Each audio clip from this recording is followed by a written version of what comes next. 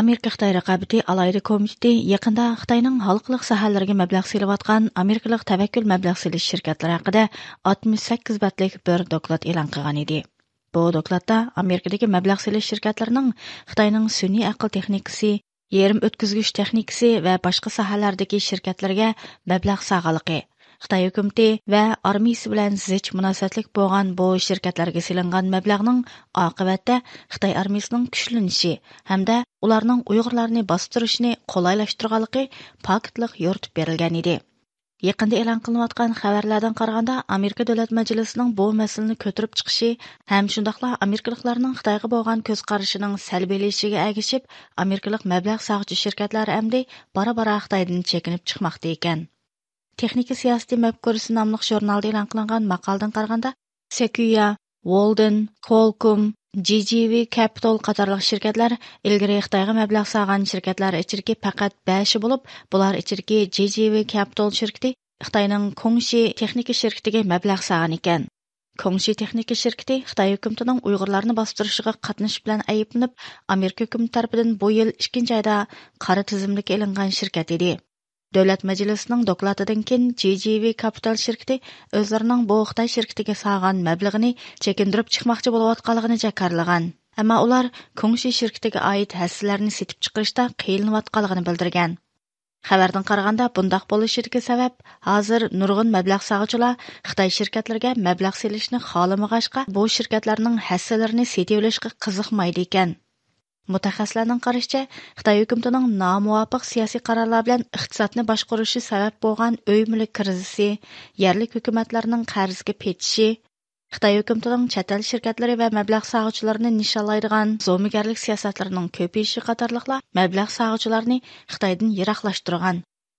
Amerika Rand tadqiqot markazidagi Xitoy ishleri mutaxassisi Raymond Cohning radiomizga deyishicha, mablag' sag'uvchilarning Xitoyga bo'lgan ishonchi tuvanlagan. The problems within the Chinese economy, a lot of it depends on confidence, right? Like there was confidence in the government, there was confidence in its ability to weather the storm, but after a while, ishonchi doim muhim. Masalan, mablag' sag'uvchilar hukumatga ishonishi, muqim va turaqli iqtisodiy muhitga ishonishi kerak. Ular solgan mablag'ining bexatarligiga ishonishi kerak. Ammo Amerika hukumatining Xitoyga qo'ygan iqtisodiy jazo tadbirlari, ikki davlatning sun'iy aql texnikasi va mikro o'zak sohasidagi yuqori texnika urushi va hamda Xitoy hukumatining siyosatdan chiqish qilgan turli xato iqtisodiy strategiyalari hammasi birlikda mablag' sag'uvchilarning ishonchini yo'qotishiga sabab bo'ldi.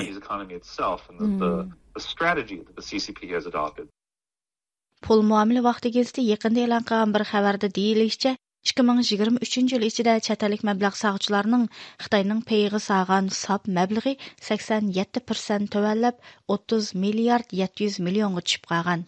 Chet ellik mablag' sag'uvchilar taxminan 29 milliard dollar mablag'ini Xitoy bozoridan chiqarib olgan. Bundan boshqa Amerika bilan Xitoyning o'tgan bir yillik import-eksport savdosimi 17% azaygan bo'lib, Amerikaning 2023 yili Xitoydan setib olgan umumiy mahsuloti 427 milliard dollarga tushib, 20% dan ortiq tuvanlagan. Bu Amerikaning Xitoyga qo'ygan tamojna bojlari hamda Amerika shirkatlarining ishlab chiqarishni Xitoydan boshqa davlatlarga yo'tkishi bilan munosabatlik ekan. Raymond Cohning qarashicha, Xitoy iqtisodining ostilishi ichki va tashqi jihatda o'xshamagan ta'sirlarni paydo qiladi ekan. China's going to have to pull back on its international investments. They've already essentially done that with the Belt and Road Initiative. They've pulled. I think their investments primarily stopped. The major ones stopped around 2018 or so. İchki jihatdan Xitoy hukumati balkim xalqarodagi cho'ng qurilishlarni to'xtatishi mumkin. Masalan, Xitoyning bir balvoq bir yo'l qurilish ramkasiga ba'zi zo'r hajmli qurilishlar 2018-yilda to'xtab qo'ygan. Men Xitoyda yana kimning qanchalik mulkiga ekanligini belgilab bo'lmaydigan soy bank sistemasi kuchayib ketadi. Ishsizlik davomli og'irlashadi deb qarayman. Hamda xalqaro ko'rsatilgan ta'sir qaraydigan bo'lsak, bundan keyin chet ellik mablag' sag'uvchilarning shirkatlarning Xitoydan chekinib chiqish hodisalari davomli ko'payib boradi. Ular balkim Sharqiy Janubiy Osiyo, Meksika va Braziliyaga o'xshash yangi manzillarga qarab yuzlanishi mumkin. We'll probably see, we'll see an acceleration of exodus from the Chinese economy. Probably to places like in Southeast Asia, Mexico, Brazil as a new destinations. Dərvəqə Amerika məbləğini Xitay şirkətləri bolubmu, Xitay Azadlıq Armiyası, şundaqla Uyğurlarga qartılıbatqan məcburi əmgək və irqi qırğınçılıq bilan çetişliği bolğan şirkətlərə eqishini tosuş, növbətdə Amerika-Xitay rəqabəti alayda komiteti ən köp təkidləyətqan məsələlərinin biri. Ular bunun üçün Amerikadakı şirkətlərə çağırıq qilish, ularning Xitayga sağan məbləğlər üstüdən təşriş əp beriş, Krimni jilg'isiga o'rinlashgan Amerika texnika şirkətlərini birma-bir ziyorat qilish, isbot anglash yig'ini etishdak usullarni qo'llanib turib, Amerikaliklarni Amerikaning davlat manfaatiga zid o'rinlarga məbləğ salmaslikqa, Xitoy hukumatining Uyg'urlarga qaratayotgan irqiy qirg'inchiligiga bilib-bilmay sherik bo'lmaslikqa ogohlantirib kelmoqda. Yaqindan buyon Amerikaning Xitoyning ByteDance şirketiga tava TikTok appini cheklash harakatimi Amerikalik siyosatchilarning Xitoy tahdidi haqidagi ko'z qarashining qaysi darajada cho'nqurlashganligini ko'rsatib beradigan muhim taraqqiyot deb qaralgan edi. Amerikadagi Uyg'ur harakat tashkiloti raisi Roshan Abbas xonimning qarashicha, Amerikaning Xitoy tahdidiga qarshi uyg'onishida Uyg'urlar muhim rol o'ynagan bo'lib, bundaq yuzlanish hargizmi tasodifiy o'tirg'a chiqmagan. Elbette Amerika'nın siyasetindeki bu özgürlükler tasadifi kelip çıkan emez.